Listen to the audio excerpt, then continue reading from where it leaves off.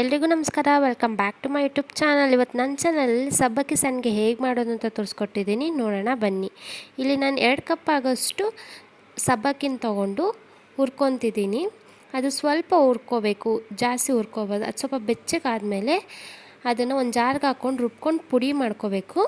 ಅದಾದಮೇಲೆ ಒಂದು ಸ್ಟವ್ ಮೇಲೆ ಒಂದು ಪಾತ್ರೆಯಲ್ಲಿ ನೀರು ಕಾಯಕ್ಕೆ ಇಟ್ಕೊಂಡು ನಾವು ಇವಾಗ ಪೌಡರ್ ಮಾಡಿ ಇಟ್ಕೊಂಡಿರುವಂಥ ಸಬ್ಬಕ್ಕಿ ಪೌಡರ್ಗೆ 4 ಕಪ್ಪಷ್ಟು ನೀರು ಹಾಕ್ಕೊಂಡು ಚೆನ್ನಾಗಿ ಕಲಿಸ್ಕೋಬೇಕಾದ್ರೆ ಇಲ್ಲಿ ನಾವು ರುಚಿಗೆ ತಕ್ಕಷ್ಟು ಸ್ವಲ್ಪ ಉಪ್ಪು ಹಾಕ್ಕೋಬೇಕು, ಜಾಸ್ತಿ ಉಪ್ಪು ಹಾಕ್ಕೋಬಾರ್ದು. ಸ್ವಲ್ಪ ಉಪ್ಪು ಹಾಕ್ಕೊಂಡ್ಮೇಲೆ ಇದನ್ನು ಚೆನ್ನಾಗಿ ಕಲಿಸ್ಕೊಬೇಕು. ಎಷ್ಟು ಚೆನ್ನಾಗಿ ಕಲಿಸ್ಕೊತಿರೋ ಗಂಟು ಇರಬಾರ್ದು, ಅಷ್ಟು ಚೆನ್ನಾಗಿ ಬರುತ್ತೆ. ಸೊ ಚೆನ್ನಾಗಿ ಕಲಿಸ್ಕೊಂಡಾದ್ಮೇಲೆ ಇದನ್ನು ನಾವು ಇವಾಗ ಬಿಸಿ ನೀರು ಇಟ್ಟಿದ್ವಲ್ಲ ಒಂದು ಪಾತ್ರೆಯಲ್ಲಿ, ಅದಕ್ಕೆ ಹಾಕ್ಕೊಂಡು ಒಂದು ಸೌಟ್ ತೊಗೊಂಡು ತಿರುಗಿಸ್ತಾ ಇರಬೇಕು. ನೀವು ಹಾಕ್ತಾನೆ ತಿರುಗಿಸ್ಕೋಬೇಕು. ಫಸ್ಟ್ ಹಾಕ್ಬಿಟ್ಟು ಆಮೇಲೆ ತಿರುಗಿಸ್ತೀನಿ ಅಂದರೆ ಅದು ಗಂಟಾಗಿಬಿಡುತ್ತೆ, ಇಲ್ಲ ಚೆನ್ನಾಗಿ ಬರೋಲ್ಲ. ಸೊ ಏನೋ ಒಂದು ಆಗುತ್ತೆ. ಅದಕ್ಕೆ ಹಾಕ್ತಾ ತಿರುಗಿಸ್ಕೋತಾ ಇರಬೇಕು. ಬೇಗ ತಿರುಗಿಸ್ಕೋಬೇಕು, ಯಾಕಂದರೆ ಅದು ಬೇಗ ಗಟ್ಟಿಯಾಗಿಬಿಡುತ್ತೆ. ಸೊ ಇಲ್ಲಿ ನೋಡ್ತಾ ಇದ್ದೀರಲ್ಲ, ವೈಟ್ ಕಲರ್ ಇದ್ದಿದ್ದು ನಾವು ಹಾಕಿದಾಗ ನೋಡಿ ಇವಾಗ ಕಲರ್ ಹೇಗೆ ಚೇಂಜ್ ಆಗ್ತಿದೆ ಅಂತ. ಸೊ ಇದು ವೈಟ್ ಕಲರ್ ಹೋಗಿ ಫುಲ್ ಗ್ಲಾಸಿ ಟೈಪ್ ಬರುತ್ತೆ.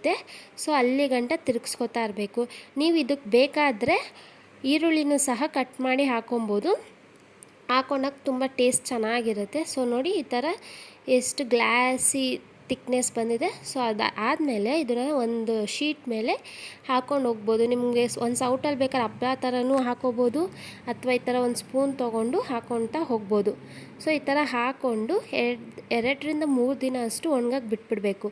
ಆವಾಗ ಇದು ಚೆನ್ನಾಗಿ ಒಣಗುತ್ತೆ. ಆಮೇಲೆ ನಮ್ಗೆ ಎಣ್ಣೆಗೆ ಹಾಕಿದ ತಕ್ಷಣ ತುಂಬ ಕ್ರಿಸ್ಪಿಯಾಗಿ ಟೇಸ್ಟಿಯಾಗಿ ಬರುತ್ತೆ.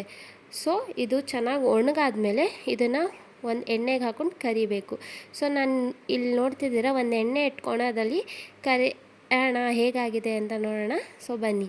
ಸೊ ಇಲ್ಲಿ ನಾನು ಹಾಕ್ಕೊಂಡು ಚೆನ್ನಾಗಿ ಫ್ರೈ ಮಾಡ್ಕೊತಿದ್ದೀನಿ. ಸೊ ನೋಡಿದ್ರೆ ಎಷ್ಟು ಚೆನ್ನಾಗಿ ಅರಳ್ತಿದೆ ನೋಡಿ. ಇದೇ ಥರ ನಾನು ಒಂದಷ್ಟು ಹಾಕ್ಕೊಂಡು ಇಟ್ಕೊಂಡಿದ್ದೀನಿ. ಸೊ ನೋಡಿ ಹಾಕಿದ ತಕ್ಷಣ ಎಷ್ಟು ಬೇಗ ಅರಳುತ್ತಿದೆ. ಸೊ ನಾನು ಇಲ್ಲಿ ಈರುಳ್ಳಿನ ಕಟ್ ಮಾಡಿ ಹಾಕ್ಕೊಂಡಿದ್ದೀನಿ ಟೇಸ್ಟ್ಗೋಸ್ಕರ. ಅದು ತುಂಬ ಚೆನ್ನಾಗಿರುತ್ತೆ ಮಧ್ಯೆ ಸಿಕ್ಕಿದಾಗ ಅಂತ. ಸೊ ನೀವು ಬೇಕಾದರೆ ಹಾಕೋಬೋದು, ಬೇಡ ಅಂದರೆ ಪರವಾಗಿಲ್ಲ. ಸೊ ನೋಡ್ತಾ ಇದ್ರಲ್ಲಿ ಎಷ್ಟು ಕ್ರಿಸ್ಪಿ ಟೆಕ್ಸ್ಚರ್ ಇದೆ, ಹಂಗೆ ಕ್ರಂಚಿ ಆಗಿರುತ್ತೆ. ಸೊ ತಿನ್ನೋದಕ್ಕೆ ಇದನ್ನು ಸಾರು ಅಥವಾ ಏನಾದ್ರಲ್ಲಿ ಒಂದು ತಿನ್ಬೋದು, ಇಲ್ಲ ಹಾಗೇನೂ ತಿನ್ನೋದಕ್ಕೂ ಚೆನ್ನಾಗಿರುತ್ತೆ. ಸೊ ಇನ್ನೂ ಯಾರು ನನ್ನ ಚಾನಲ್ನ ಸಬ್ಸ್ಕ್ರೈಬ್ ಮಾಡ್ಕೊಂಡು ಬೇಗ ಸಬ್ಸ್ಕ್ರೈಬ್ ಮಾಡಿ, ಲೈಕ್ ಮಾಡಿ, ಶೇರ್ ಮಾಡಿ, ಕಮೆಂಟ್ ಮಾಡಿ. Thank you.